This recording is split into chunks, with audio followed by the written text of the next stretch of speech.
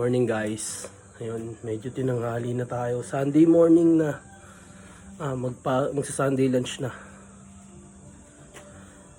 Since nung Wednesday na bangga tayo ng bus habang pauwi. Nasira yung ganito natin, putres. Papalitan natin siya ngayon. And dumating kahapon. Ito na siya. Nakakuha ako sa orange shop. Genuine naman to. Nakalagay kasi sa genuine daw. Tapos, since pupunta na tayo sa mekaniko, sasabay ko na rin tong mga naipong kong pyesa. Tsaka may napalitin na rin kasi yung yung gulong natin sa harapan. Paubos na yung thread. Kaya palitan na natin na ito. Nabili ko to dati pa. Siguro mga 3 buwan na. Hindi pa upod kasi yung harapan. Unang naupod yung likod, diba? Kaya yun. Then in-unwrap ko lang kasi syempre para malaman ko kung tama yung sukat. Sasabay natin yung front disc na 260mm. Syempre para natin, makapagpreno tayo agad pagka hindi naman tayo nagmamadali. Pero syempre maganda yung malakas yung brake sa harap pagka emergency. Tapos meron din akong nabili na rear shock ng NMAX Turbo. Syempre mura, binili ko na rin. Yun, samahan nyo ako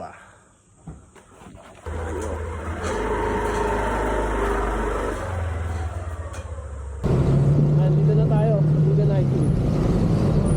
Medyo maraming tao.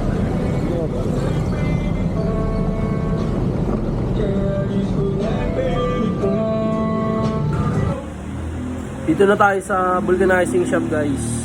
Yan. Waiting na lang ako, kumakain pa sila kuya.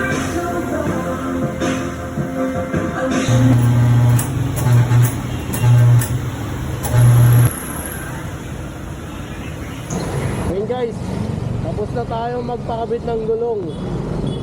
Pupunta na tayo dun sa mekaniko ko sa sa Bagong Silang.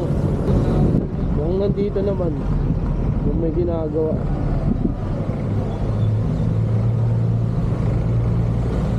Tapos ako yung gulong isang araw. Base tire. O kaya yung isang gulong, walang gulong. Patay. Ay tayo. Hindi kita mukha. Pangit kaya ayaw pakita Mukha yung sirani ko dito sa Bagong Silang. Ayaw magpasama sa video.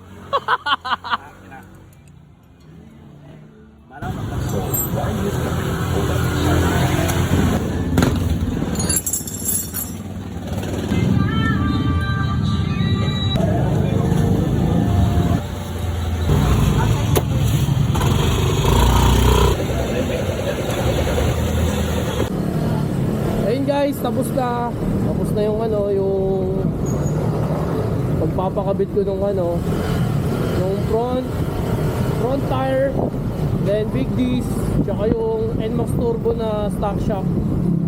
Pinakabit natin dito sa motor natin, motor ko. Swak naman siya kasi yung stock shock ng NMAX Turbo tsaka stock shock na itong NMAX na version ng motor ko is magka-size lang. Yun. And ayun, maayos naman siya. Ayun maganda yung bounce. Siyempre, stock shock yung KYB yun So, pauwi na tayo. Then, thank you for watching nga pala guys. Pa-like ako, pa-subscribe, and hit the notification bell para sa mga susunod na update ko. Salamat din sa panonood. And see you next videos.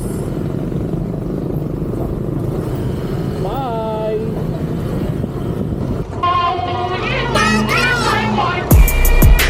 别墅里面唱 K， 水池里面饮龙鱼。我送阿硕茶具，他研磨虾饼，直接给我10个字算大展宏图。大事情筹提笔直，大展宏图，搬来放在办公室。哎，大展宏图，关公都点头。有料，鸿运不能总是当头，因为当老，他说要玩就要玩得大，玩得大点。贼船越大，老鼠还坐得下，养下宠物。得罪小人没关系，得罪君主看不起。世上君子不贪杯，得得罪了道。对，黑灰蓝白道义有道，逆流才会水涨船。